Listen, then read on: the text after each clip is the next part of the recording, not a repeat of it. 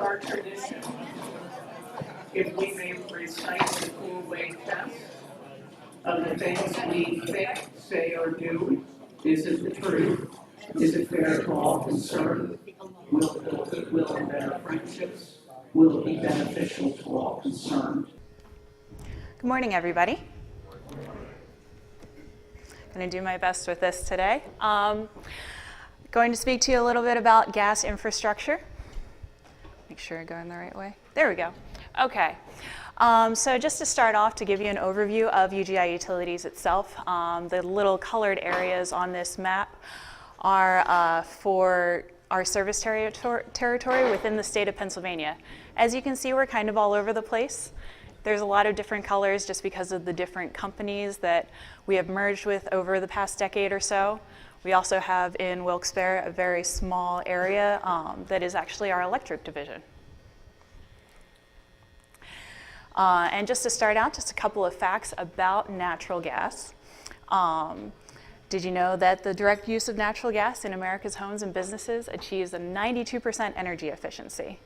And if you use natural gas, your home consumes 40% less than it did 40 years ago.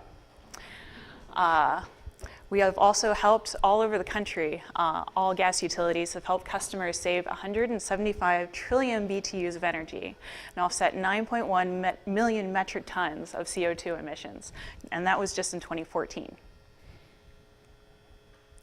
And then just some more facts from the American Gas Association for safety. Pipelines are actually the safest form of energy transportation. And yes, it is the #1 priority for America's natural gas utilities.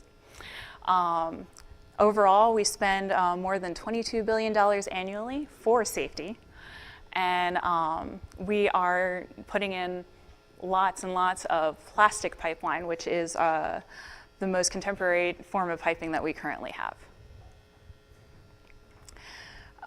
Now just to talk a little bit about Lancaster specifically, so you guys have something to kind of relate to. We are a distribution company. We also have some transmission lines, which are larger pipelines with higher pressures. But what we mostly deal with is actually getting the gas to the customer itself.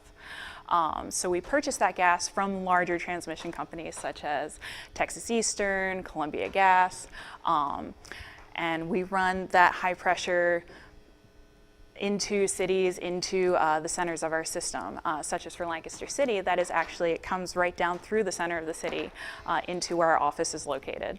And then that doesn't quite come down that far, but most of the gas comes into where our office is and spreads out from there. So we take that high pressure and it cuts from that high pressure into something we know as medium pressure, which is more widely distributed throughout our system. We also have standard pressure systems, which are lower in pressure. It's actually the same pressure that you get into your house. And just depending on what the infrastructure is like in that area depends on what pressure system you are. They both work. And we have tools such as a regulator that may exist on your gas meter or an excess flow valve. Both of those are actually safety devices that protect your home from anything that would happen with the natural gas so that everything remains safe. There we go. We also have some facts about the West region, and the West region is basically from Carlisle all the way over to New Holland, going up to Lebanon. We have spent almost $33 million in order to do this replacement and betterment work in order to give you more contemporary piping in our systems. That works out to about 11 miles of piping that we've replaced last year. These non-contemporary materials were the main focus as we put in more of this plastic pipe for less maintenance.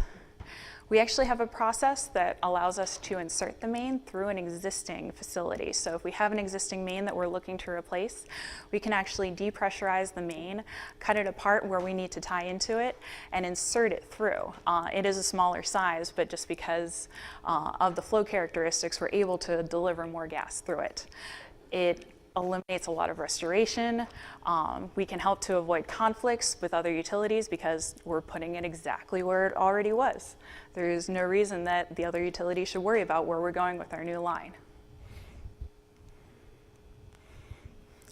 And just some examples of some replacement projects that we've had recently.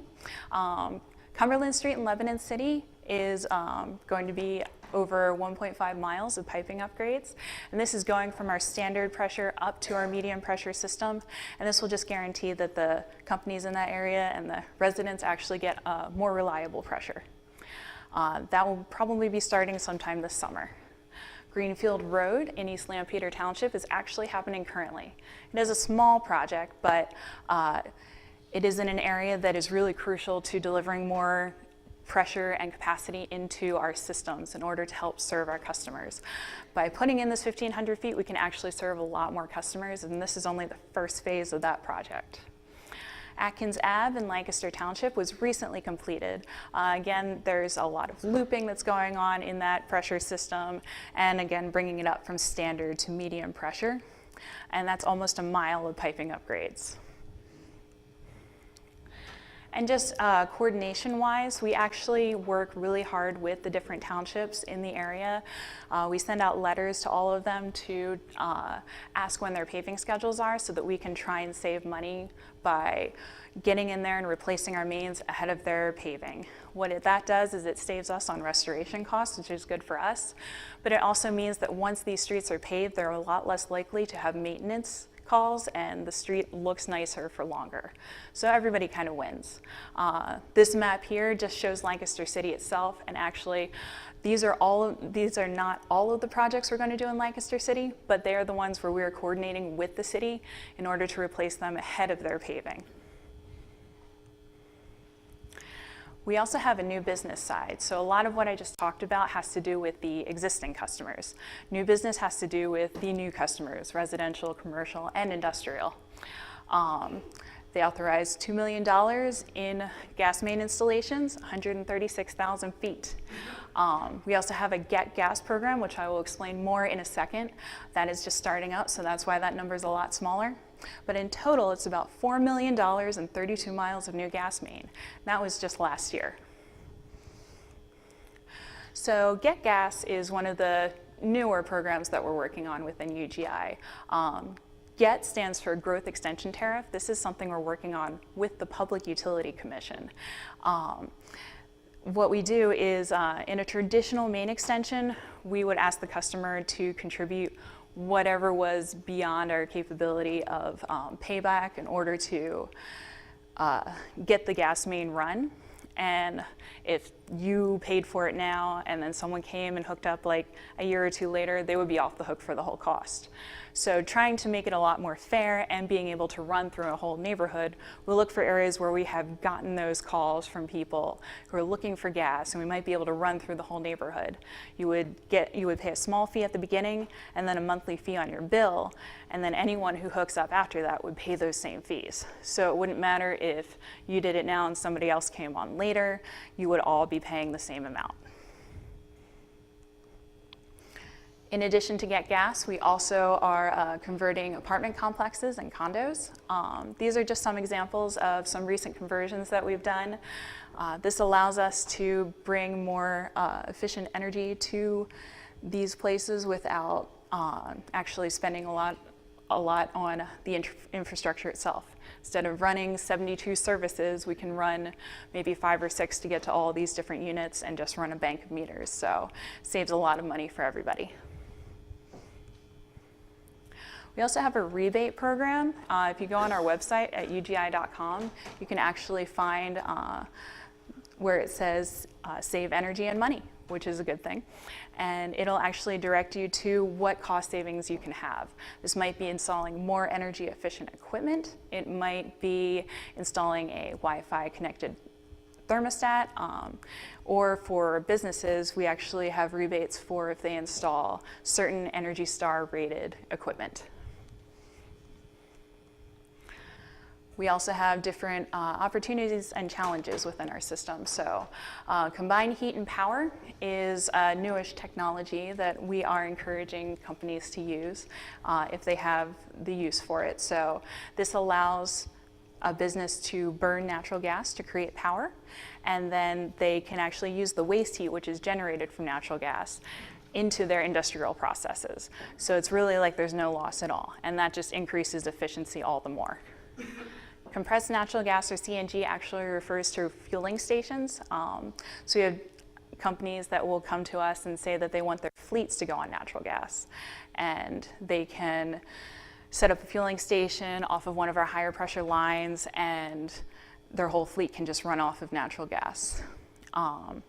Sometimes there's large main extensions that go into this just because of where our lines exist and where we have to run them to for these new customers, so that can be a challenge. We may have a large industrial or commercial customer, and that can lead to a lot of capacity that we need to add to our system. So we're always concerned about our system capacity. We are working really hard to always try to think of new projects and new places where we can get capacity into our system. It is expensive, it is challenging, but it is something that we have to do with our growing system.